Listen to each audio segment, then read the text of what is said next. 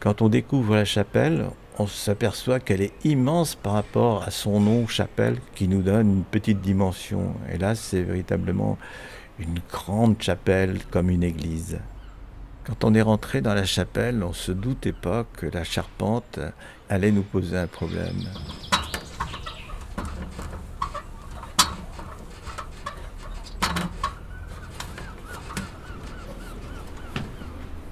Les charpentiers de cette époque-là maîtrisaient tout à fait ce qu'on appelle le trait de charpente.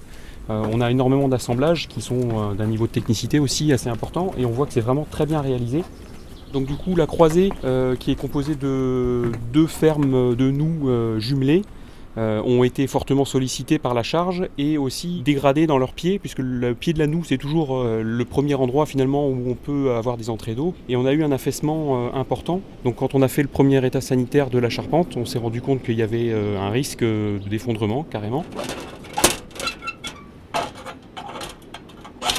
Il y a beaucoup d'ardoises qui sont posées au crochet, donc le crochet il a rouillé et donc les ardoises glissent. C'est pour ça qu'on voit des trous un peu partout et puis qui laissent rentrer de l'eau, quoi. L'ardoise, si c'est une bonne qualité et puis comme ils vont être posés au clou, ça peut durer 100 ans, enfin.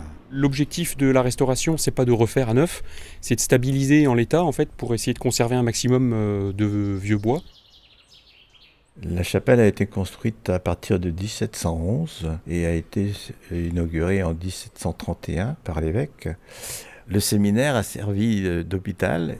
La chapelle a été achetée au diocèse par M. Philippe Abjean en 2013 pour servir de chapelle hospitalière pour le pèlerinage du Trobrez autour de la Bretagne.